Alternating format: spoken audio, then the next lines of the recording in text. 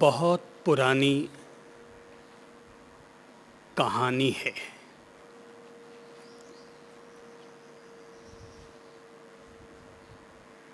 कहते हैं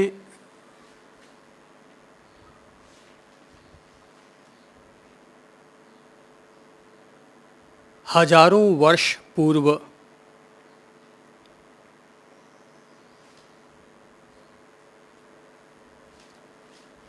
कभी परमात्मा का मंदिर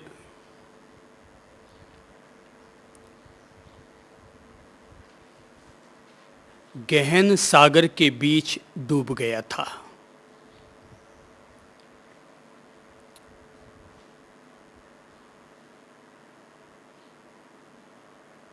उसके बाद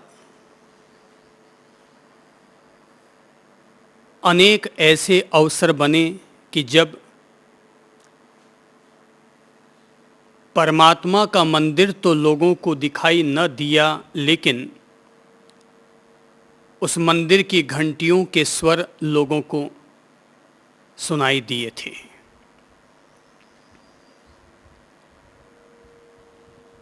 घंटियां जब जब बजती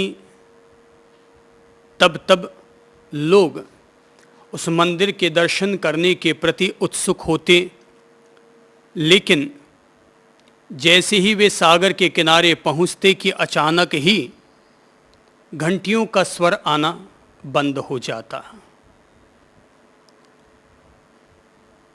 युग पर युग बदलते चले गए और रह रह कर लोगों को परमात्मा के मंदिरों की वे घंटियां अक्सर सुनाई दिया करती। एक दफा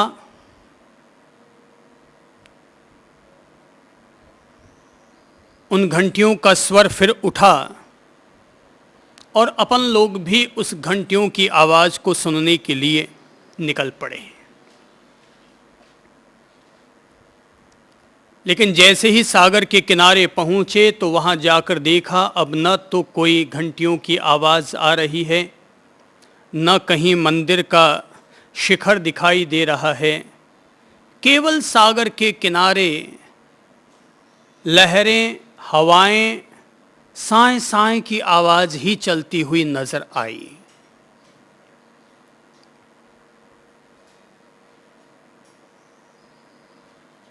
ये बात तब की है जब हजारों साल पहले भी ऋषि मुनियों को, महात्माओं को, महावीर और बुद्ध जैसे लोगों को इसी तरह के मंदिरों के घंटियों की आवाज़ सुनाई दी थी, जिससे प्रेरित होकर के उन्होंने अभिनिष्क्रमण किया और वास्तविक सत्य की खोज के लिए निकल पड़े। यही स्वर फिर कभी शंकर को भी सुनाई दिया, कभी रामानुज को भी सुनाई दिया, कभी अरविंद को भी सुनाई दिया, कभी कृष्णमूर्ति और ओशो को भी सुनाई दिया। यही स्वर मुझे भी सुनाई दिया और यही स्वर उन सारे आत्म जागरूक लोगों को सुनाई दिया जो कि सागर में छिपे हुए उस मंदिरों की घंटियों की आवाज सुना करते हैं। तो मुझे भी जब एक दफा ऐसा ही सपना आया और मैं भी इसी तरह से उत्सुक हुआ, तो जिस दिन ये सपना आया था मैं भी उसी सागर की तरफ निकल पड़ा। लेकिन जब वहाँ पहुँचा तो देखा अब न तो कोई मंदिर है, न परमात्मा है, न घंटियाँ हैं, न संगीत है, लेकिन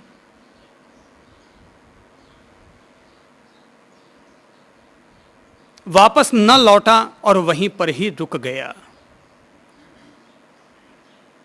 रुका रहा, रुका रहा, रुका रहा, लगातार लगातार अपनी ओर से उन्हीं घंटियों के स्वरों को सुनने के लिए लालायित रहा।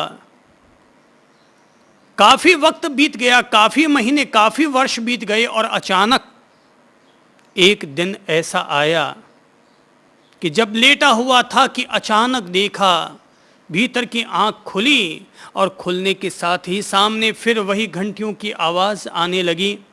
उठा, सपना टूटा, आत्म जागरूकता घटित हुई और तभी देखा न केवल घंटियों की आवाज सुनाई दी वापस, वर्ण शिखर भी उभर आया, धीरे धीरे मंदिर भी भीतर में साकार हो गया।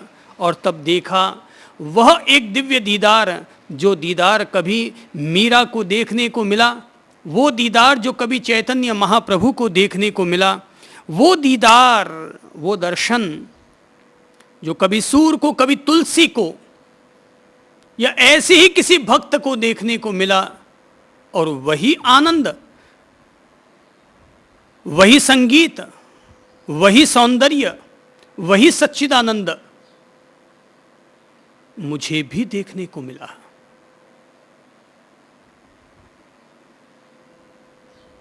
और जब से ये आनंद मिला है, तब से लेकर आज तक कोई अगर मुझसे पूछे कि क्या कर रहा हूं, तो मैं तो केवल एक ही बात कहूंगा, और वो यह कि जब से यह संगीत सुना है, जब से यह आनंद मिला है, तब से लेकर आज तक केवल आनंद ही आनंद लेता रहा हूं। ऐसा आनंद कि अब भीतर में ये नहीं लगता कि मैं आनंदित हूं, वरन यह लगता है मैं स्वयं ही आनंद हूं। ऐसा नहीं कि मैं सत होऊंगा, मैं चित्त होऊंगा, वरन मैं स्वयं ही सत हूं, स्वयं ही चित्त हूं, स्वयं ही आनंद हूं। पहले कभी धर्म की किताबों में पढ़ा था, पुरानी किताबों में पढ़ा था कि व्यक्ति सच्चिदानंद होता है, लेकिन जब भीतर के घट में उतरे तो पता चला, आनंद के स्रोत जब फूटे तो पता चला सत भी तू है, चित्त भी तू है, आनंद भी तू है। इसलिए व्याधि तन में हो सकती है, पर मन में तो फिर भी समाधि रहती है, क्योंकि आनंद तब हमारा अपना स्वभाव बन चुका होता है।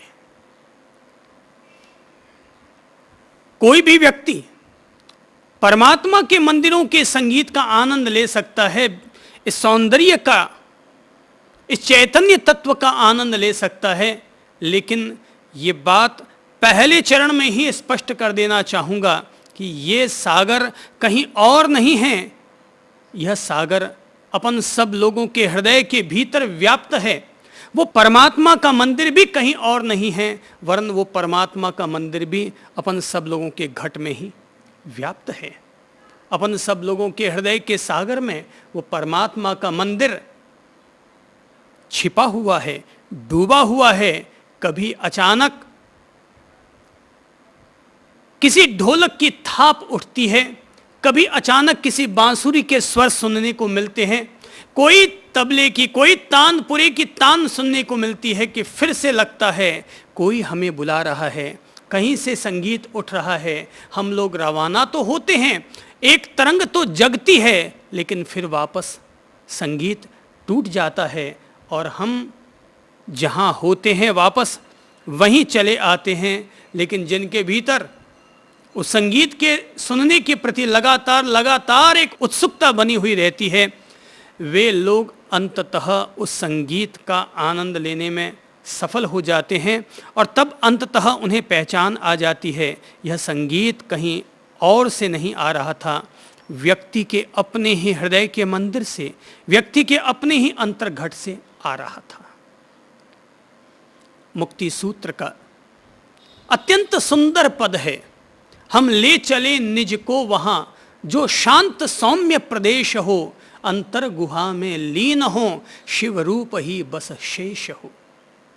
हम ले चले निज को वहां जो शांत सौम्य प्रदेश हो।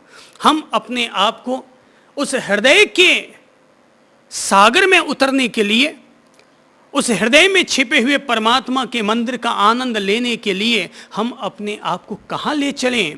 हम ले चलें निज को वहाँ जो शांत सौम्य प्रदेश हो, जहाँ एक सौम्यता है, एक शांति है, एक एकांत है, केवल हरी भरी प्रकृति है, जहाँ केवल चिड़ियों की चहचहाट है, जहाँ बस्ती के नाम पर खुशबू से भरे हुए फूलों की बस्ती है, जहाँ मकान के नाम पर नीम के पेड़ों के पत्तों की छाया है,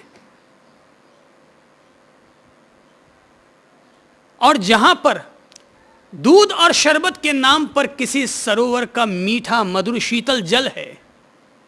हम अपने आप को वहां ले चलें, हम ले चले निज को वहां जो शांत सौम्य प्रदेश हो, जहां पर शांति भी हो और सौम्यता भी हो, कि जहां जाने से हमारा मन लग जाए, कि जहां रहने से मन ये ना कहे बार बार कि भगो, यहां से निकल चलो, कहां आकर फंस गए।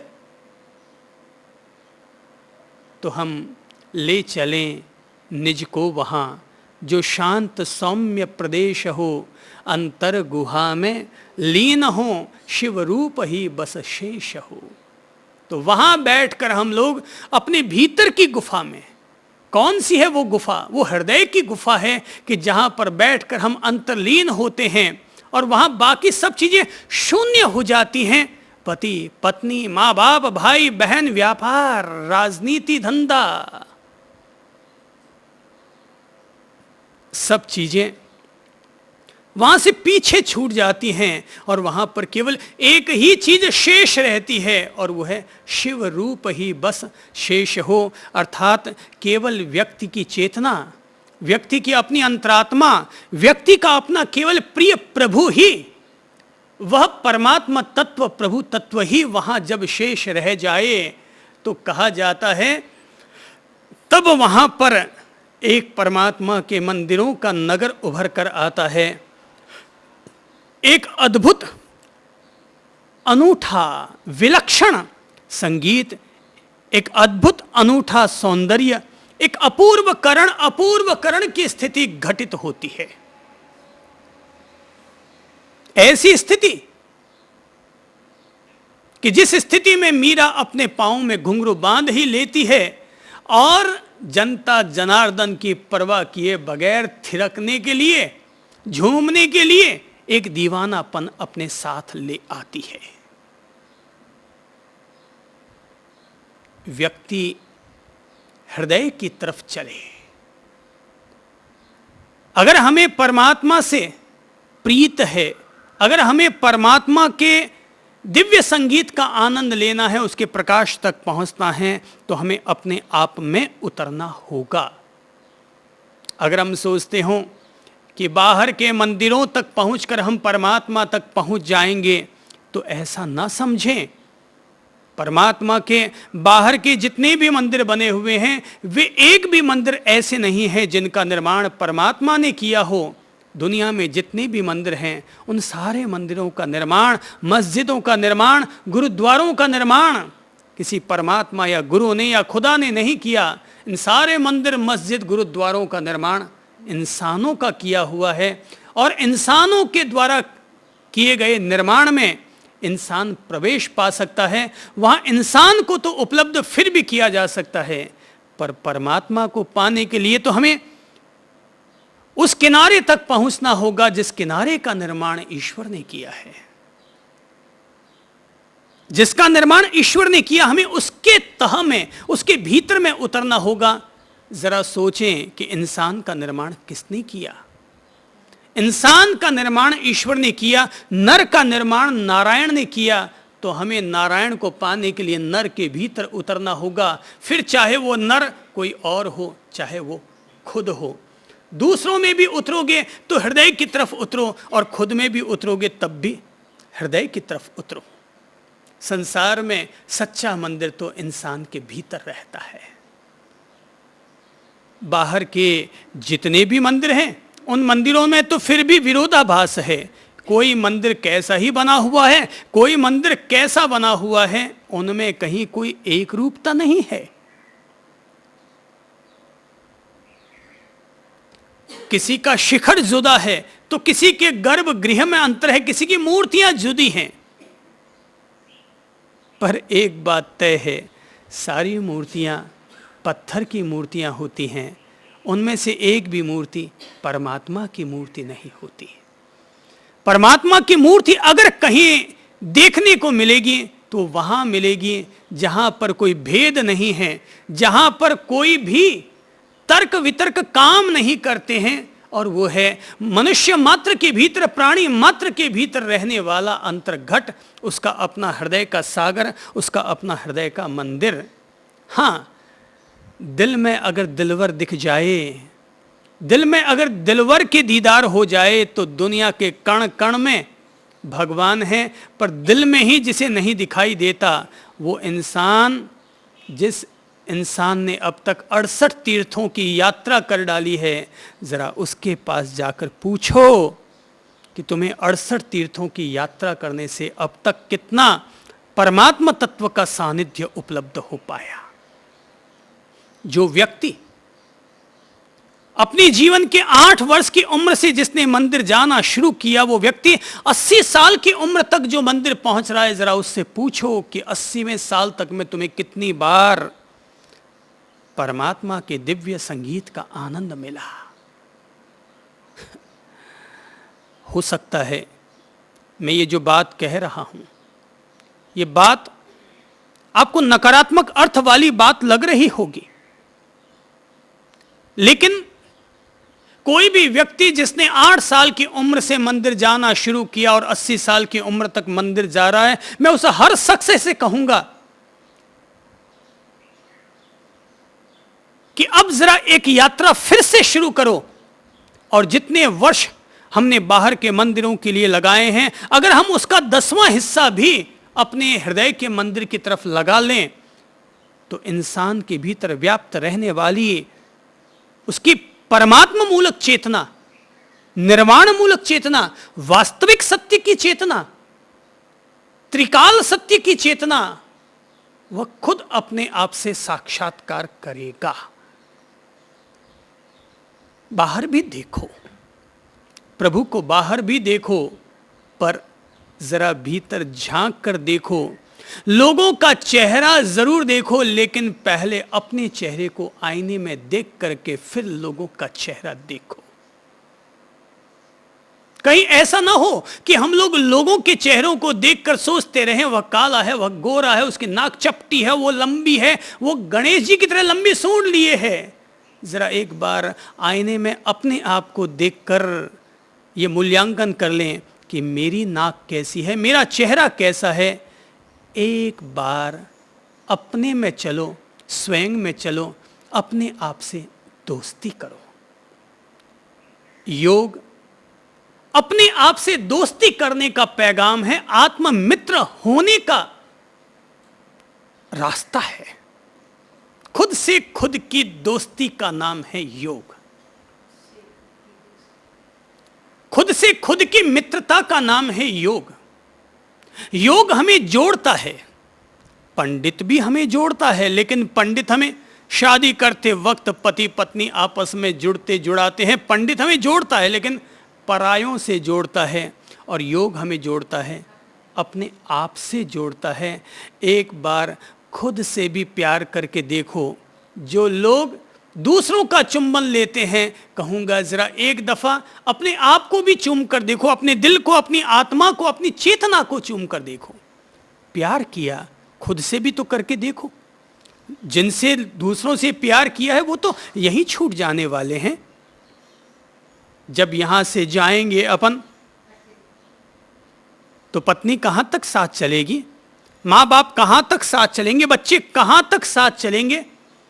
माना कि यहां पर हमारे पास अन्न के भंडार होंगे, लेकिन जब जाएंगे तो हमारे साथ एक चुटकी आटा भी नहीं जाने वाला।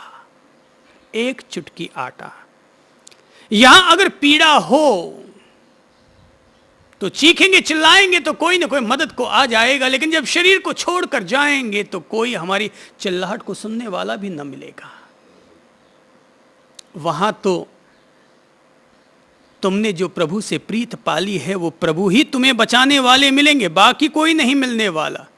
वैसे भी अस्पतालों में कौन किसको बचाने वाला है। 2-4 गोलियां खा लो, पर तड़फना तो तुम्हें ही पड़ेगा। भीतर के मंदिर से प्रीत पालें। हजारों वर्षों से ज्ञानी आत्माओं ने, ज्ञानी जनों ने यह कहने की कोशिश की, बार बार, हजार हजार दफा, हजार हजार किताबें और हजार हजार शास्त्र लिख करके कहने की कोशिश की कि तुम्हारा सच्चा मंदिर तो तुम्हारे भीतर है। लेकिन ये इंसान सत्य को हमेशा बाहर पूजने का आदी रहा है, अपने भीतर झांकने की तकलीफ नहीं उठाता, आंखें बाहर खुलती हैं, चित्त की गतिविधियां बाहर चलती हैं, तो ये अपने प्रभु को भी ये बाहर ही देखना इसने शुरू कर दिया। अगर प्रभु है तो पहले अपने हृदय के मंदिर में है, भीतर के घट में है।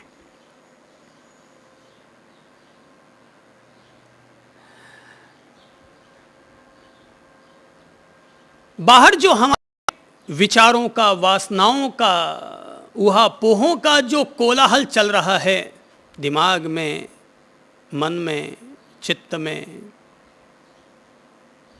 उसको हम शांत करें तो हम अपने हृदय से जुड़ सकते हैं। हम अपने दिमाग को दिल से जोड़ें तो हम अपने प्रभु से जुड़ सकते हैं। और अगर हम लोग दिमाग की चिंताओं में, दिमाग के ऊहापोहों में, मन की आपाधापियों में उलझे रहेंगे तो जिंदगी में कभी धूप कभी छांव नजर आएगी, और तब परमात्मा हमें घट में नहीं, दिल में नहीं, तब परमात्मा हमें कभी पैसे में नजर आएगा, तो कभी पति या पत्नी के प्यार में नजर आएगा। कुल मिलाकर के इंसान के हाथ में प्रभु नहीं होगा, पैसा होगा, पत्नी होगा, पत्नी का प्यार होगा। हम ले चलें निज को वहाँ जो शांत सौम्य प्रदेश हो, अंतर गुहा में लीन हो, शिव रूप ही बस शेष हो। हम शांत होंगे, मौन होंगे, चुप होंगे, शून्य की तरफ बढ़ेंगे, दिमाग के हर कोलाहल से मुक्त होंगे और दिल में प्रवेश करेंगे। तो हो सकता है मेरी बातों को सुनकर आपको लगता हो जैसे मंदिरों की घंटियों की आवाज सुनाई दे रही है, तो अपन भीतर की तरफ चलें।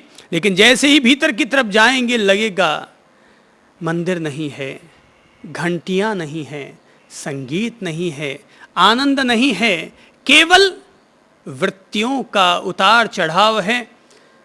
दिल दिमाग में ऊहापोह चल रहा है। पर अगर हम लोग वहाँ रुक गए, भीतर में अगर हम लोग ठहर गए, वहाँ अगर हम लोगों ने अपना विश्राम कर लिया, अपने आप को अगर हमने जमा लिया उस समुद्र के किनारे पर, तो कहा नहीं जा सकता अपूर्व करण की स्थिति कब घटित हो जाए, भीतर में से कब डूबा हुआ मंदिरों का नगर उभर आए और कब हमें उसका संगीत, उसका अनहत नाद, उसका ब्रह्मनाद, उसका दिव्य प्रकाश, उसकी विराट भूमा शक्ति कब हमारे सामने प्रकट हो जाए, इसकी भविष्यवाणी नहीं की जा सकती। जो किनारे तक पहुंचे पर जाने पर लगा वहां पर तो कोई मंदिर नहीं है, केवल ऊहापोह ही ऊहापोह चल रहा है, वृत्तियों का उतार चढ़ाव ही चल रहा है, तो लहरों को देखकर वापस लौट गए अपने गांवों की तरफ। ऐसे हजारों हजार अनगिनत लोग परमात्मा के मंदिरों की तरफ जाते हैं, कसौटी में खड़े नहीं उतर पाते, क्योंकि वो संगीत बुलाता है, आकर्षित करता है, लेकिन जब पहुंचते हैं लगता संगीत गायब, अपन वापस लौट जाते हैं, फिर अपनी रोजमर्रा की जिंदगी में, फिर अपनी वही बाहरी दुनिया में उलझ जाते हैं। परिणाम ये निकलता है मंदिर वापस अदृश्य हो जाता है। प्रभु हमें पुकार रहे हैं, बुला रहे हैं, भीतर की तरफ बुला रहे हैं, पर वहाँ जाने के बाद अपन लोग थोड़ा सा भी धैर्य नहीं धर पाते और अपने गाँवों की तरफ, अपने पुराने बसे हुए संसारों की तरफ, अपनी मोह माया की तरफ वापस लौट जाया करते हैं।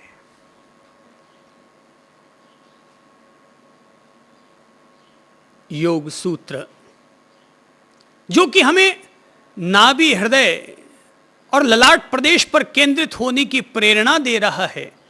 कोई यह ना समझे कि नाभि पर हम केंद्रित होकर केवल शरीर तक केंद्रित हो रहे हैं, हृदय तक केंद्रित होकर हम कोई दिल की धड़कन की तक ही हम केंद्रित हो रहे हैं।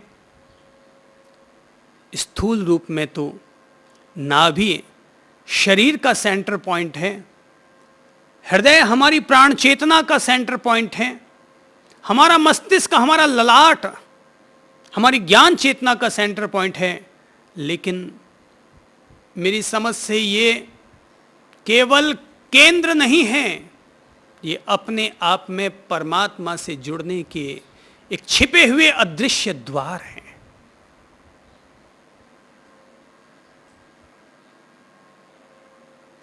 ये अदृश्य द्वार हैं और द्वार कोई भी हम चयन कर सकते हैं, किसी भी दरवाजे से पहुंचा जा सकता है। जैसे कोई आदमी पहाड़ के शिखर पर जाना चाहता है तो कोई इसका तय रास्ता नहीं है, वो पूरब से भी जा सकता है और पश्चिम से भी, उत्तर से भी जा सकता है और दक्षिण से भी। पर एक बात तय है, जो व्यक्ति चलेगा स्थिरतापूर्वक एक ही रास्ते से जुड़ा हुआ, अगर निरंतर निरंतर अपनी ओर से बढ़ने के लिए प्रयत्न करता रहेगा तो कभी थकेगा भी, विश्राम भी करेगा, कभी पांव भी फिसलेंगे, कभी मन टूट भी जाएगा, पर फिर भी जो हृदय के सागर के किनारे धैर्य पूर्वक बैठ गया, जिसने अपनी धैर्य पूर्वक अपनी स्थिरता बनाने की कोशिश कर ली, तो एक न एक दिन इस काया के भीतर जो छिपा हुआ कायनात है, इस स्थूल के भीतर व्याप्त जो सूक्ष्म है, इस देवालय के भीतर बैठा हुआ जो देव है, वो प्रकट होगा, उसका संगीत आएगा, उसका आनंद उभरेगा। जिसने आंचल में दूध दिया, जिसने आंचल में दूध दिया, जिसने फूलों को खुशबू दी, जो रखवारा है दुनिया का, वो मालिक तेरे अंदर है। यह धरा के जिस पर रहते हम, यहां ठौर ठौर पर मंदिर है, बाहर के मंदिर देख लिए, सच्चा मंदिर तो अंदर है। पापों से पार उतरने को, पापों से पार उतरने को सब तीर्थों की यात्रा करते, जो भव सागर से पार करे वह शांति तीर्थ तो अंदर है। जिससे तन का हर मैल धुले, जिससे तन का हर मैल धुले, वो गंगा बहे हिमालय से, पर मन का मैल धुले जिससे, वह गंगाधर तो अंदर है। हर पंथ ग्रंथ हर संत हमें जीवन की राहें दिखलाते, पर जीवन का जो तिमिर हरे, वह धर्म ज्योति तो अंदर है। सुख दुख हैं धूप छांव जैसे, यह चंद्र सभी का दृष्टा है, जिससे शाश्वत आनंद मिले, वह निजानंद तो अंदर है। जिसने आंचल में दूध दिया, जिसने फूलों को खुशबू दी, जो रखवारा है दुनिया का, वो मालिक तेरे अंदर है। जो आंचल में दूध भर देता है, जो फूलों में खुशबू दे दिया करता है, जो प्राणी मात्र के भीतर जीवनी शक्ति संचारित कर दिया करता है, वो तत्व तो प्राणी मात्र के भीतर ही व्याप्त रहा करता है। ठीक वैसे ही जैसे फूलों में खुशबू रहती है, जैसे दूध में मक्खन रहता है, जैसे कि लकड़ी में आग व्याप्त रहा करती है, ऐसे ही वो अपन सब लोगों के भीतर कण कण में वो व्याप्त है, हृदय के सागर में। कल जब अपन लोग चर्चा कर रहे थे, और कल चर्चा कर रहे थे अपन लोग नाभि प्रदेश पर व्यक्ति अपने ध्यान को, अपनी धारणा को केंद्रित करे, कि जब कोई साधक प्राणायाम को साधने के बाद अपने ध्यान को एक ध्येय पर, एक विषय पर जब वो केंद्रित करना चाहेगा, तो सबसे पहले वो कहां पर अपने ध्यान को केंद्रित करे, तो वो पहला प्रदेश है, पहला द्वार है, और वो है नाभि द्वार। ये स्वास्थ्य का द्वार है, ये शरीर का द्वार है, ये सृजन का द्वार है, ये निर्माण का द्वार है। नाभि पर ध्यान धरने से व्यक्ति की सृजनात्मक शक्ति का विकास होता है, रोगों से लड़ने की ताकत पैदा होती है, प्रतिरोधक क्षमता उसकी डेवलप होती है। कोई भी व्यक्ति कितना भी बड़े से बड़ा रोग से क्यों न घिरा हुआ हो, उस व्यक्ति के लिए अगर ध्यान के द्वारा आरोग्य प्राप्त करना है, तो वह पहला काम करे प्राणायाम को साधने के बाद। प्राणायाम क्यों? प्राणायाम क्यों करें? इसलिए प्राणायाम करें क्योंकि प्राणायाम करने से हमारे भीतर ध्यान की क्षमता, ध्यान की पात्रता निर्मित होती है।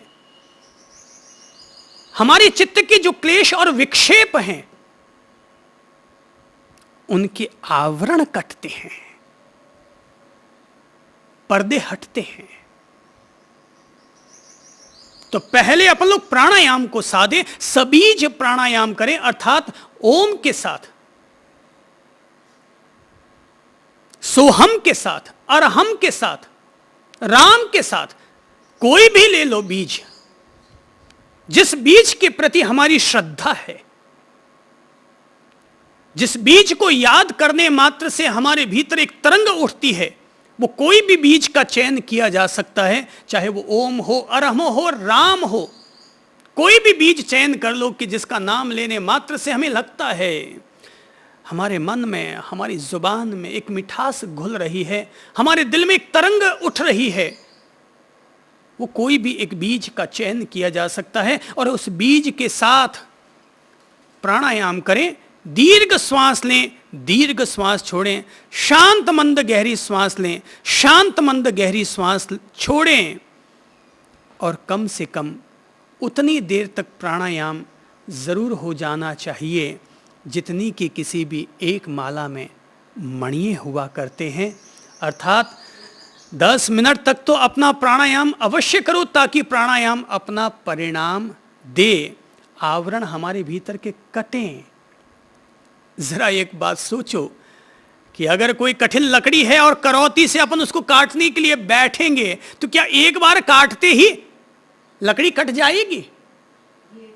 हमें धीरे धीरे लगातार उसको काटते रहना पड़ेगा, काटते रहना पड़ेगा, और तब तक काटते रहना पड़ेगा जब तक कि उसके पूरे 2 टुकड़े नहीं हो गए हैं।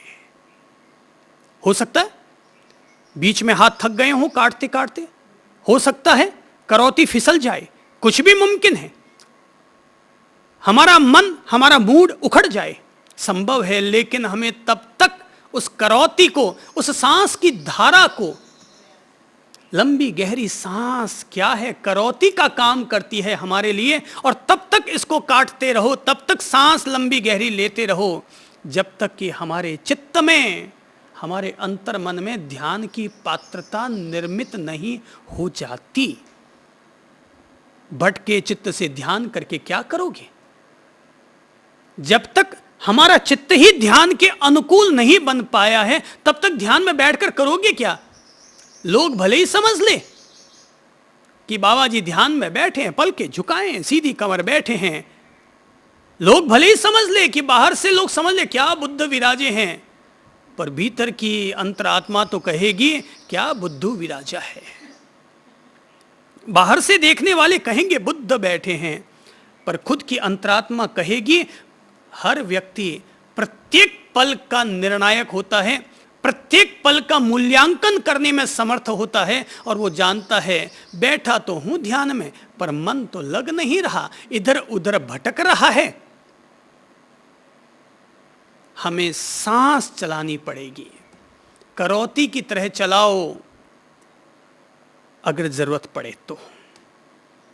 बाकी मैं तो सलाह दूंगा सांस ऐसे चलाओ जैसे कि बांसुरी पर स्वर चला करते हैं, इस तरह मीठी मीठी मधुर मधुर एक लयबद्ध एक सचेतन सांस अपने भीतर चलाओ।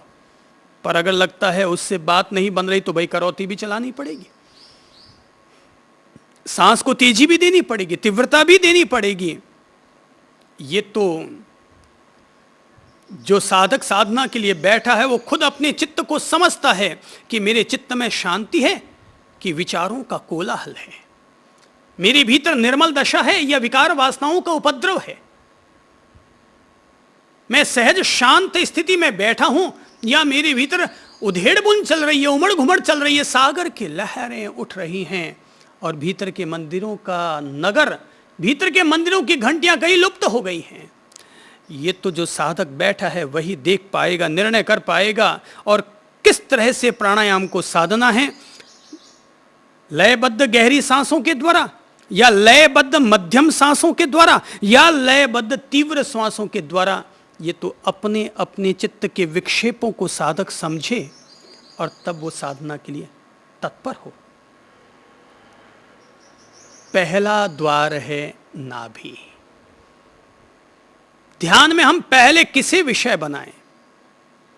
आत्मा को नहीं, परमात्मा को भी नहीं। पहले अपने शरीर के सेंट्रलाइज तो हो जाओ, पहले अपने आप में केंद्रित तो हो जाओ। अपने चित्त को हम पहले किसी भी एक बिंदु पर एकाग्र तो कर ले, थोड़ा देख तो ले, थोड़ा महसूस तो कर ले, थोड़ा अनुभव तो कर ले, थोड़ी अपने भीतर की अनुपश्यना तो कर ले। तो पहली स्थिरता किस द्वार पर? नाभि के द्वार पर। जैसे राजमहल में अगर चलना हो तो सीधा तो राजमहल में दाखिला नहीं होता, बीच में कई स्वागत द्वार बने हुए रहते हैं। तो नाभि पहला स्वागत द्वार है। आओ बंदे अपने भीतर, और नाभि तक उतरो, अर्थात इतने भीतर तक उतर चुके हो जैसे कोई बाल्टी कुएं में उतरा करती है, ठेठ नीचे तक और नीचे, ताकि तुम पानी लेकर के आ सको। थोड़ी स्थिरता बने, थोड़ी एकाग्रता बने। कहते हैं श्री भगवान बैकुंठ लोक में निवास करते हैं, क्षीर सागर में निवास करते हैं। शरीर का अगर क्षीर सागर अगर हमें कहीं देखना होगा तो पहला बिंदु है, और वो है नाभि द्वार। नाभि की चेतना एक छिपा हुआ ऐसा गुप्त द्वार कि जहां पर ध्यान धरने से, जहां पर एकाग्र होने से हम भीतर के शारीरिक चेतना से अपना संपर्क साधने में सफल होते हैं। स्वास्थ्य का द्वार, भीतर का बैकुंठ, शरीर का कमल नाभि। डंडी कहां जुड़ी है उसकी? नीचे कुंडलिनी से। केवल डंडी से जुड़ गए तो विकार वासनाएं बढ़ जाएंगे। इसलिए डंडी पर गौर मत करो। भीतर में जो शरीर का कमल केंद्र है, नाभि कमल का जो केंद्र है, हम लोग अपने आप को वहां से जोड़ें। दूसरा, योग सूत्र कहते हैं नाभि चक्र में चित्त को स्थिर करने से शरीर की स्थिति का ज्ञान होता है। हृदय चित्त संवित, हृदय में स्थिर होने से चेतना का ज्ञान होता है। आत्मा का ज्ञान प्राप्त करने के लिए यदि किसी व्यक्ति को रोगों से लड़ने की ताकत चाहिए तो वो नाभि प्रदेश पर अपना ध्यान केंद्रित करे। पर यदि किसी को आत्मज्ञान प्राप्त करना है, प्रिय प्रभु से अपनी प्रीत पालनी है, और भीतर में छिपे हुए मंदिरों की घंटियों के स्वर सुनने हैं, भीतर में छिपे हुए मंदिर का आनंद लेना है, प्रभु के दिव्य प्रकाश में अगर अंतर्लीन होना है, तो उसका एक अकेला द्वार है, उसका एक अकेला मंदिर है, उसका एक अकेला आंगन है, और वो है हृदय का आंगन। उसके लिए एक ही गुफा है, और वो है हृदय की गुफा। आत्मज्ञान प्राप्त करने के लिए व्यक्ति के पास में एक ही द्वार होना चाहिए कि जब भी स्थिर होऊंगा, जब भी एकाग्र होऊंगा, जब भी अपनी सचेतनता को, अपनी जागरूकता को, अपनी अंतश्चेतना को, अपनी प्राण चेतना को, अपने दिमाग को जहां पर हम केंद्रित करेंगे, वो है दिल का द्वार, हृदय का द्वार, अंतर हृदय का कमल। हमें अपने में तलाशना होगा, हृदय को तलाशना होगा, हृदय में छिपे हुए अंतर हृदय को तलाशना होगा। और जब हम उसका निरंतर साक्षात्कार करेंगे तो उस हृदय में छिपे हुए कमल, प्राणों के कमल, चेतना के कमल से हमारा साक्षात्कार होगा। और जब हम उसका साक्षात्कार करने के प्रति अंतर्लीन होंगे, मीरा बनेंगे, चैतन्य बनेंगे, अंतर्घट में व्याप्त होंगे, तो उस कमल में व्याप्त रहने वाली वो चीज कि जैसे बाहर के फूलों में पराग छिपा हुआ रहता है, पराग दिखाई नहीं देता, वैसे ही हमारे भीतर के हृदय के कमल में छिपी हुई जो पराग की स्थिति है, जो परमात्मा की स्थिति है, वो तब हमारे भीतर उजागर होने लगती है, प्रकट होने लगती है। मैंने पहले ही कहा, इंसान जाता है परमात्मा के मंदिरों का संगीत सुनकर के उसे ढूंढने के लिए। वो मंदिर भीतर है, हृदय में है, पर वहाँ जाते हैं तो लगता है मंदिर फंदिर कुछ नहीं, केवल लहरें हैं, केवल वृत्तियों का उठा पटक है। वहाँ केवल धमा चौकड़ी मची हुई है, कुछ नहीं, अंधेरा है, कुछ भी नजर नहीं आता। लेकिन क्या करें, जिसने ठान लिया है भीतर में जाने का, वो वापस लौटने का अब रास्ता भी नहीं जानता। वो तो अब भीतर डट गया है, भीतर जम गया है। बात करता है तब भी दिल के तारों से जुड़कर बात करता है। वो बोलता है तब भी जबान बोलती है, पर वो तो अपने दिल से जुड़ा हुआ है। उसका एक तारा कहीं बाहर नहीं बजता, उसका एक तारा हर समय दिल में सारे गामा पधा निसा करता रहता है। दिल के तार, भाई ये प्रभु का रास्ता दिल वालों का रास्ता है।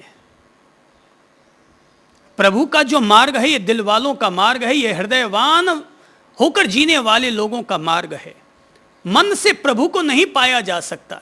मन में कचरा है, मन में कबाड़ खाना भरा हुआ है, मन में विकार वासनाएं प्राणी मात्र के भीतर भरी हुई हैं। कोई भी व्यक्ति मन के जरिए नहीं पा सकता, क्योंकि दुनिया का कोई भी व्यक्ति अपने मन को केंद्रित कर ही नहीं पाता। जैसे बूंद सागर में उतर जाती है तो बूंद मिट जाती है, ऐसे ही जब हमारा दिमाग, हमारा मन, हमारी मानसिक चेतना दिल में व्याप्त हो जाती है तो बूंद समाना समुद्र में। तो बूंद जब समुद्र में समा जाती है तो फिर मन नहीं रहता, तब केवल दिल हो जाता है।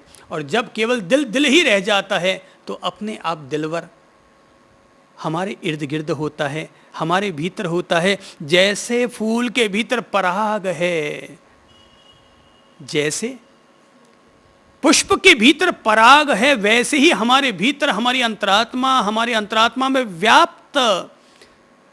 जब अंतरात्मा सूक्ष्म है तो उस अंतरात्मा में भी अत्यंत सूक्ष्म रूप में निवास करने वाली वह निराकार परमात्मा की चेतना एक पराग के रूप में अपन सब लोगों में व्याप्त है। प्रीत करो रे भाई, प्रीत करो। प्रभु का मार्ग प्रीत का मार्ग है। ये योग का मार्ग लोगों के लिए योग का मार्ग होगा, पर यह सच्चाई में तो प्रीत का मार्ग है, अपने आप से प्रीत पालने का मार्ग है। दिल का मार्ग है, हृदय का मार्ग है, ये भक्ति का मार्ग है, ध्यान धरने का मार्ग है। ये मार्ग किसी और मंदिर में जाने का मार्ग नहीं है, ये अपने आप में उतरने का मार्ग है। ये मार्ग किसी गंगा जल से, किसी प्रतिमा के अभिषेक का मार्ग नहीं है। यह अपने भीतर उतर करके आंखों से आंसुओं की धार बहाने का मार्ग है।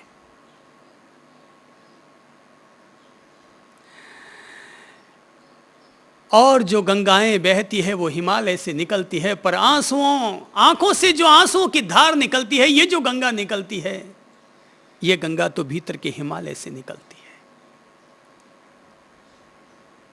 ये जीवन एक रहस्य है, ये जगत एक रहस्य है, पर किसी भी रहस्य को समझने के लिए हमें उसके सेंटर में उतरना होगा। बाहर से देखकर हम पहाड़ों को, पर्वतों को, नदियों को, झरनों को देख सकते हैं, पर अगर उसके रहस्य को समझना है तो हमें उसके उद्गम स्थल तक उतरना पड़ेगा, ठेठ भीतर तक जाना पड़ेगा, दिल से प्रीत पालनी होगी। इसीलिए पतंजलि कहते हैं, हृदय चित्त संवित, हृदय में स्थिर होने से चेतना का ज्ञान होता है, आत्मा का ज्ञान होता है, अंतरात्मा का ज्ञान होता है। ये एक तरह से कुंजी मिल गई है, चाबी मिल गई है अपन सब लोगों को कि किसी भी व्यक्ति को अगर आत्मज्ञान की तरफ बढ़ना है, कैवल्य की तरफ बढ़ना है, ऋतंभरा प्रज्ञा की तरफ बढ़ना है, तो उस हर किसी व्यक्ति को दिल के देवालय में उतरना पड़ेगा। तेरा साईं तुझ में ज्यों पुहपन में बास, कस्तूरी का मृग ज्यों फिरी फिरी ढूंढे घास। कबीर कहते हैं, मैं तो तेरे पास में बंदे, मैं तो तेरे पास में, ना मैं बकरी ना मैं भेड़ी ना मैं छुरी गंडास में, मैं तो रहूं शहर के बाहर मेरी पूरी मवास में, मैं सांसों की सांस में बंदे, मैं तो तेरे पास में। मैं बकरे में नहीं हूं जो तू मुझे बकरी बलि का बकरा बनाए, मैं भेड़ों में नहीं रहता, मैं कोई नारियल में नहीं रहता कि जो तू मुझे ले जाकर मंदिर में चढ़ाए, मैं तो रहूं शहर के बाहर मेरी पूरी मवास में। अरे ये जो सारा शहर दिखाई देता है, मैं तो इसके बाहर रहता हूं, मेरी पूरी मवास में। मेरा निवास कहाँ है? तेरे ही भीतर। मेरा राज महल बना हुआ है, मेरा बैकुंठ तेरे दिल के घट में बना हुआ है, दिल के सागर में। तू अपने आप से प्यार कर, दिल में उतरो, बाहर से लेकर भीतर तक। स्थूल रूप में देखेंगे तो बाहर चमड़ी है, इस अंतर हृदय के बाहर चमड़ी है, दोनों तरफ फेफड़े हैं, बीच में कुछ अन्न नलिका श्वास नलिका है, पीछे मेरुदंड है, पीठ है। एक तरफ फेफड़ा तंत्र काम कर रहा है और दूसरी तरफ हमारा हार्ट धड़क रहा है। यह स्थूल शरीर की रचना है। ये जो सारी बात कर रहा हूं, ये स्थूल शरीर की बात हो रही है, लेकिन स्थूल शरीर तो हमें अनुभव आता है, पर इस स्थूल शरीर में रहने वाली क्या जीवनी शक्ति अपन लोगों को अनुभव में आ रही है? वो है कि नहीं है? नहीं है तो बैठे कैसे हो? अगर वो नहीं हो तो अभी लुढ़क जाओगे, जहां बैठे हो वहीं लुढ़क जाओगे। तो ये तो पहला विश्वास जग गया कि इस स्थूल शरीर के भीतर एक जीवनी शक्ति है, और वही जीवनी शक्ति जब दिल से जुड़ती है, हृदय से जुड़ती है, तो हमारे अस्तित्व के मूल प्राण से, मूल चैतन्य तत्व से हमें अपना साक्षात्कार करवाती है। तो जब ध्यान धरो, अगर रोग मुक्ति के लिए ध्यान धरना है तो नाभि पर ध्यान धरना, पर अगर आत्मज्ञान के लिए ध्यान धरना है तो अपने स्थूल हृदय प्रदेश, अंतर हृदय, ये पूरी जो छाती है, छाती का मध्य क्षेत्र है, ये सागर के किनारे जाने की तरह है कि हम अपने आप को कंसंट्रेट कर रहे हैं। एक छिपा हुआ है मंदिर, लगता भी है कि कहीं कोई संगीत होगा, मगर वहां जाते हैं तो केवल लहरें हैं, कुछ नहीं है मंदिर फंदिर। पर इतना सा देखकर अगर लौट गए तो जन्म जन्मांतर तक अपन यूं ही लौटते रहेंगे। पर अगर हम ठहर गए, वहां अपनी स्थिरता बना ली, इस पूरे प्रदेश में अगर अपन लोगों ने अपनी स्थिरता बना ली, तो धीरे धीरे धीरे धीरे काया बिखर जाएगी। अणु अणु से जुड़कर बनी हुई ये जो काया है, ये जो आटे का गूंदा हुआ जो लोथड़ा है, ये कण कण हमें बिखरा हुआ अनुभव होगा। प्रत्येक स्कंद, प्रत्येक अणु, प्रत्येक पुद्गल, प्रत्येक परमाणु खुलते हुए नजर आएंगे। अर्थात पदार्थ, अर्थात पर्याय, अर्थात ये जो पंचभूतों से बना हुआ ये जो तत्व है, तब इसी पंचभूतों से बने हुए तत्व में ही भगवान होंगे। भगवान में ही पंचभूत छिपे हुए हैं। भगवान का भ भूमि से जुड़ा है, भगवान का ग गगन से जुड़ा है, भगवान का व वायु तत्व से जुड़ा हुआ है, भगवान का वा का आ अग्नि तत्व से जुड़ा हुआ है, और भगवान का न नीर तत्व से जुड़ा हुआ है। यही पांचों तत्वों का सार भगवान के रूप में प्रकट हो जाता है।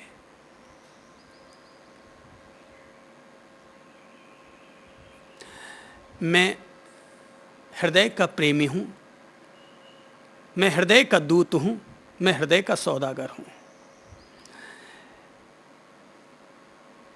दिल की बात करता हूं, दिल से बात करता हूं, दिल से बोलता हूं, दिल वालों से बोलता हूं। मैं पंडित नहीं हूं इसलिए पंडितों के कोई काम का भी नहीं हूं। मैं ज्ञानी नहीं हूं इसलिए ज्ञानियों के काम का नहीं हूं। मैं दिल वाला हूं इसलिए दिल की बात बोलता हूं। और मेरी बातें वे ही लोग समझ सकते हैं जिनके पास कोई दिल है, कोई आत्मा है, कोई हृदय है। वे ही लोग मेरी बात को समझ सकते हैं। केवल मन के तल तक समझोगे, तर्क के तल पर समझोगे तो मुझे दुनिया का कोई भी व्यक्ति नहीं समझ सकता। मेरे इर्द गिर्द रहने वाले लोग भी मुझे कभी नहीं समझ सकेंगे, क्योंकि उनको हर बात तर्क के अनुकूल चाहिए। और जब वो वापस तर्क करते हैं तो मुझे लगता है वो तर्क नहीं करते, वो कुतर्क करते हैं। मैं बोलता हूं दिल के ज्ञान से, मैं बोलता हूं भीतर के ज्ञान से, और ये दुनिया चलती है मन और बुद्धि के ज्ञान से। तो संतुलन नहीं बैठ पाता। तो जब संतुलन नहीं बैठता तो मैं उनकी दुनिया उनके भरोसे छोड़ देता हूं और मैं वापस अपने दिल की दुनिया में उतर जाता हूं। मुझे लगता है मैं इस परिस्थिति के अनुकूल नहीं हूं। मुझे अगर जीना पड़ता है इस परिस्थिति में, ये प्रभु की मर्जी होगी तो मुझे ऐसा जीना पड़ रहा होगा। बाकी मैं इस दुनिया के मुआफिक नहीं हूं। ये दुनिया तर्क से चलती है और मैं दिल से चल रहा हूं। बस यही फर्क है। ये दुनिया वैराग्य से चलती और मैं प्रेम से चल रहा हूं। ये फर्क है। जिसके भीतर प्रभु उतरेंगे वही मुझे समझ सकेगा। और कोई आग्रह भी नहीं है कोई मुझे समझे। कोई समझाने के लिए थोड़ी, अंडरस्टैंडिंग के लिए थोड़ी जी रहे हैं। कोई समझ जाए तो इसका मतलब ये नहीं उसने मुझे समझा। कोई समझ गया तो इसका मतलब उसने एक प्रभु के पागल को समझ लिया, एक प्रभु से प्रीत पालने वाले को समझ लिया, एक दीवाने को समझ लिया। मैं तो भाई मीरा का मित्र हूं, मैं तो मीरा का भाई हूं, छोटा भाई कह दो। निश्चय ही मैंने महावीर के धर्म में संन्यास लिया, लेकिन बता देना चाहता हूं मेरी आत्मा, मेरा दिल महावीर का कम है और मीरा का ज्यादा है। और अगर मैं ध्यान भी धरता हूं, योग भी करता हूं, तो मैं कोई योगी बनकर योग नहीं करता। मैं तो मीरा बनकर के अपने आप में उतरता हूं। प्रीत पल गई तो ठीक है, और न पली तो अपना क्या बिगड़ गया। और इसीलिए कभी ये तमन्ना नहीं रही कि प्रभु तू आ और दीदार दिखा। जब भी अपने आप को देखता हूं तो मुझे नहीं लगता ये मेरी काया है, ये मेरा चेहरा है। मुझे लगता है ये तू ही है, तू ही है। मेरी क्या औकात है? हम सब लोग तो मिट्टी के पुतले हैं, मिट्टी के कण हैं, कहीं भी बैठे बैठे लुढ़क जाएंगे। हमारी क्या औकात? ये तो तेरी औकात है जो तू अपने आप को साकार करता है। इसलिए अगर आप लोगों से भी प्रेम करता हूं ना, प्यार मोहब्बत करता हूं, तो मुझे ये नहीं लगता आप हैं। मुझे लगता है आप लोग भी वही एक प्रभु है। मैंने जितना प्रभु तत्व को समझने की कोशिश की तो मुझे लगा वो निराकार अपने आप को साकार कैसे करेगा। तो निराकार इन रूपों में, अलग अलग रूपायों में अपने आप को साकार करता है। तो आपसे प्रेम करने का मतलब है, आपके आतिथ्य सत्कार करने का मतलब है प्रभु की पूजा।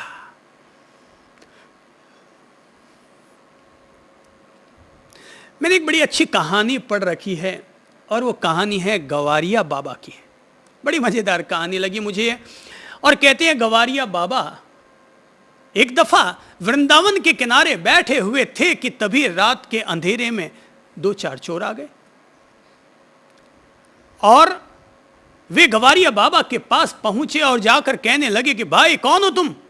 तो बाबा ने कहा यार हम कौन है ये तो हम क्या बताएं, पर तुम अपने आप को बता दो कि तुम कौन हो। बोले हम तो चोर हैं। बोले हाँ यार तुम चोर हो तो हम भी चोर हैं,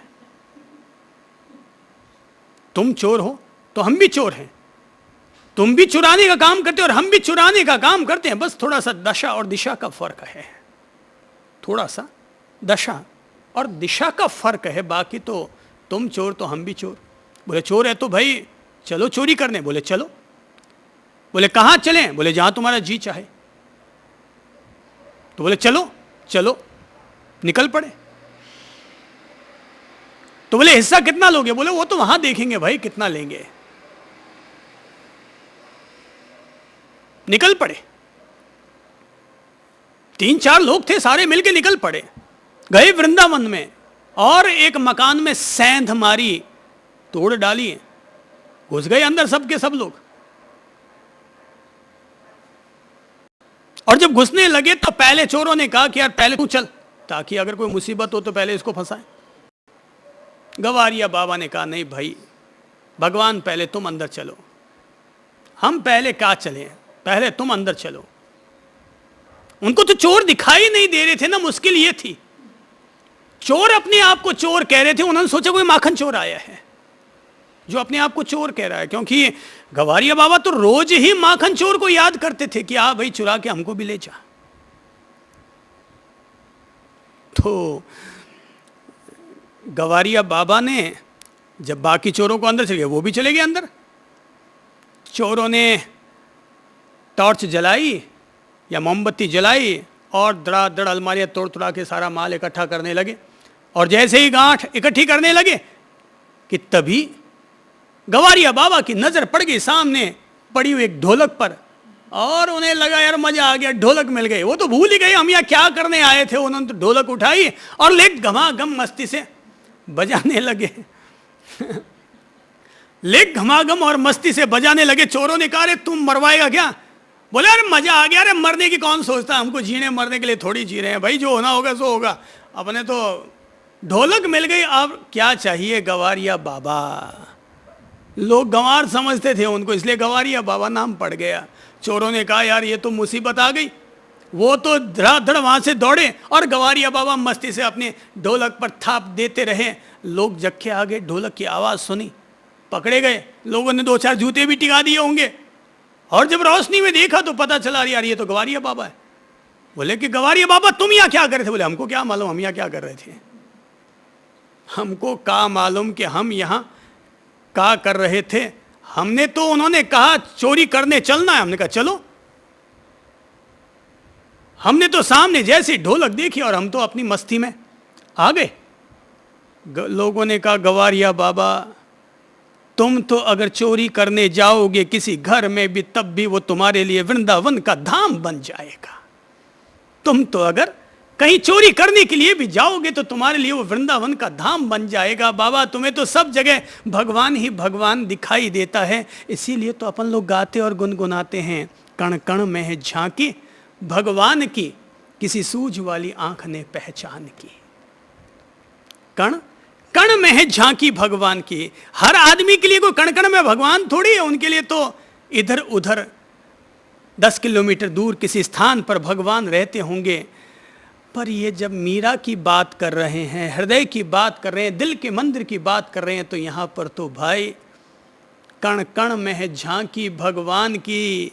जिसने भीतर उतर लिया है, भीतर के देवालय को देख लिया है, भीतर के संगीत को सुन लिया है, उसके लिए तो चिड़िया भी चहचहाती है, तो चिड़िया की चहचहाट में भी उपनिषदों की आवाज सुनाई देती है।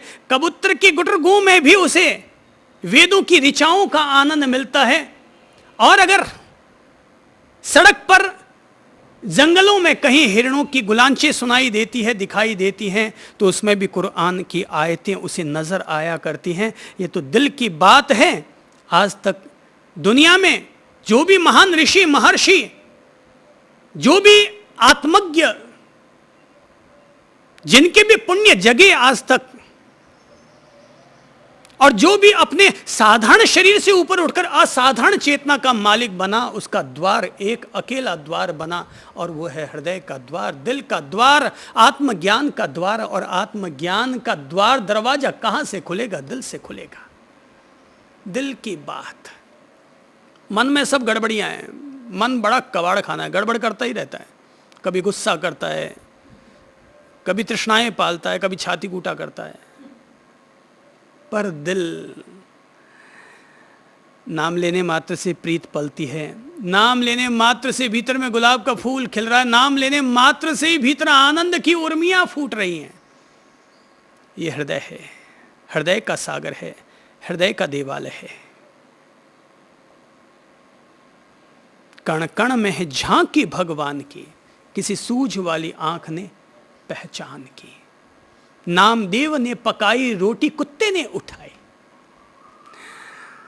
बड़ा अच्छा गीत है ये, नत्था सिंह जी ने ये बड़ा अच्छा गीत बनाया है। मैं नत्था सिंह जी से मिल तो नहीं पाया हूं अब तक, लेकिन अगर वो मुझे कभी जिंदगी में मिल गए तो मैं उन्हें अपने गले लगा करके साधुवाद जरूर दूंगा। और मेरी समझ से ऐसे अद्भुत अनूठे गीत कभी कभार बनते हैं, जिनके दिल में सच्ची प्रीत पलती है प्रभु के प्रति, उन्हीं लोगों के भीतर से ऐसे गीत फूटा करते हैं। नामदेव ने पकाई रोटी, कुत्ते ने उठाए, पीछे घी का कटोरा लिए जा रहे। नाथ लूखी तो न खाओ, थोड़ा घी तो लेते जाओ, अपना मुखड़ा क्यों छुपा रहे, अपना मुखड़ा क्यों मुझसे छिपा रहे। आगे क्या है? तेरा मेरा एक रूप, कितना सुंदर है ये। तेरा मेरा एक रूप, फिर काहे को हजूर, तूने शक्ल बना ली यह श्वान की, और मुझे ओढ़नी ओढ़ा दी इंसान की। अर्थात संत नामदेव जी खाना बना रहे थे और तभी एक कुत्ता आ गया और रोटी पर मुंह मारा और रोटी उठाकर जाने लगा। तो पीछे से नामदेव जी ने कहा, अरे भाई रोटी कहां ले जा रहे हो, लुक्खी है अभी तक लुक्खी। लेकिन कुत्ता किसकी सुनने वाला, तो कहते हैं नामदेव जी ने देखा भगवान आए घर पर, भगवान आए द्वार पर और लुक्खी रोटी खाए, ये कैसे भगत का सम्मान होगा। तो उठाया घी का कटोरा और पीछे दौड़ने लगे, अरे अरे भाई, अरे प्रभु जी रोटी पर थोड़ा सा घी तो लगवा लीजिए ताकि खाने में आनंद आएगा। नामदेव ने पकाई रोटी, कुत्ते ने उठाई, पीछे घी का कटोरा लिए जा रहे। नाथ लुक्खी तो न खाओ, थोड़ा घी तो लेते जाओ, अपना मुखड़ा क्यों मुझसे छिपा रहे। तेरा मेरा एक रूप है, कुत्ते से तुलना करें, तेरा और मेरा तो एक ही रूप है भाई। ये तो बाहर का चोला है जिसके लिए लगता है मैं इंसान और तू कुत्ता। तेरा मेरा एक रूप, फिर काहे को हजूर, तूने शक्ल बना ली यह श्वान की, कुत्ते की शक्ल पता नहीं तूने क्यों बना ली, और मुझे इंसान की चुनरिया चदरिया तूने ओढ़ा दिए। बाकी तो तू और मैं दोनों एक ही हैं, भेद गिर गया, अब कहीं ये नहीं लगता तू है और मैं हूँ। अब तो लगता है तू और मैं, अपन सब लोग एक ही हैं। जब तक कोई इंसान घड़े में जल लेकर चलता है तब तक लगता है ये पानी मेरा है, ये पानी मेरा है। लेकिन जैसे ही कोई इंसान वापस सागर की तरफ उतरता है, सरोवर की तरफ उतरता है, और संयोग से अगर उसका मटका फूट जाए तो पानी वापस, मटके का पानी वापस जल में, सागर के जल में, सरोवर के जल में समा जाता है। मेरा जब टूट जाता है, मैं का भाव जब छूट जाता है, विचार और वासनाओं का कोलाहल जब मिट जाता है, जब हमारे भीतर शांत शून्य मौन आनंद पूर्ण लयलीनता की स्थिति बन जाती है, तो फिर फूटा कुंभ जल जल ही समाना। जब तक घड़ा है, जब तक मेरेपन का आरोपण है, माया का मिथ्यात्व का जब तक ये घड़ा बना हुआ है, तब तक लगता है ये मेरा जल, ये मेरा पानी, ये मैं, ये मैं, ये मैं। फूटा जल जल जल ही समाना। ये घड़ों के चलते, ये मिट्टी के इन पुतलों के चलते, ये अहम भाव के चलते लगता है मैं, मेरा डेवलपमेंट, मेरा विकास। अरे भाई, किसी का कोई विकास नहीं है। सारे विकास वाले एक दिन मिट्टी में समा जाते हैं। दुनिया में किसका विकास रहा है? लोगों को लगता होगा कि गांधी जी बहुत महान हुए। अरे भाई, खींच खींच के 100 साल तक और चला लो गांधी जी के नाम को, फिर ये भी अपन सब चलती का नाम गाड़ी है, खड़ी का नाम खटारा, चल रहा है तब तक चल रहा है। कब कौन इस इतिहास के पन्नों में कौन ओझल हो जाता है। महावीर से लेकर गांधी जी तक अब तक न जाने कितने अनगिनत लोग पैदा हुए और उनमें कितने ही लोग महापुरुष भी हुए होंगे। ये तो ठीक है, एक प्रतीकात्मक रूप में कुछ नाम याद रख लिए जाते हैं। गांधी, गांधी नहीं है, एक सिद्धांत है, एक दर्शन जीवित रहा है। गांधी तो मर गया, निर्वाण हो गया उनका। एक दर्शन, एक जीवन दृष्टि जो भीतर में दिल में उतर करके जो उन्होंने प्रार्थना की थी, प्रभु से जो प्रीत पाली थी, बस वो प्रीत अमर हो गई। याद रखो, लोग मरते हैं, प्यार कभी नहीं मरता। लोग मरते हैं पर प्यार कभी नहीं मरता, प्रेम नहीं मरता, और प्रभु से किया गया प्रेम तो कभी नहीं मरता।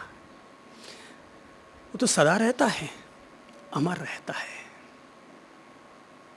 चाहे सूरदास हो, तुलसीदास हो, कोई भी क्यों ना हो, नानक जी हों, मीराबाई हों, ये सारे लोग ही प्रभु से प्रीत पालने वाले लोग हैं।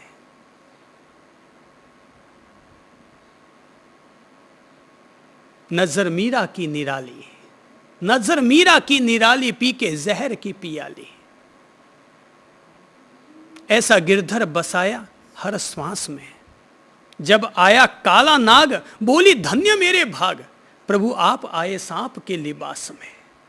ये भक्तों की लीला देखो। अरे लोगों ने अब तक ये रास लीलाएं तो पढ़ी है कि राम ने कैसे अपनी रास लीलाएं खेली और कृष्ण ने कैसे अपनी रास लीलाएं खेली, लेकिन दुनिया ये नहीं जानती कि भक्तों की कैसी रास लीला है कि कुत्ता आता है तो कहते हैं पीछे घी का कटोरा लेकर जा रहे हैं, प्रभु रोटी लुक्खी मत खाओ। और अगर मीराबाई के सामने अगर सांप आता है तो उन्हें सांप सांप नहीं लगता, उन्हें लगता है काला सांप नहीं, ये काले किशन कुमार ही मेरे सामने आए हैं सांप का लिबास पहन करके। नजर मीरा की निराली, पी के जहर की पियाली। ऐसा गिरधर बसाया हर श्वास में, जब आया काला नाग, बोली धन्य मेरे भाग, प्रभु आप आए सांप के लिबास में। आओ आओ बलिहार काले किशन कुमार, आओ आओ बलिहार काले किशन कुमार। मेहरबानियां हैं उसी मेहरबान की, धन्य भागी हूं मैं आपके एहसान की, कि आप आज सांप का लिबास पहनकर आज आप मीरा के दर पर आए, इसके लिए आपके प्रति शुक्रिया अदायगी कर रही हूं। जब नैन हुए बंद तब मिला वो आनंद, आया नजर नजारा घनश्याम का। हर जगह वो समाया सारे जग को बताया, हर जगह वो समाया सारे जग को बताया।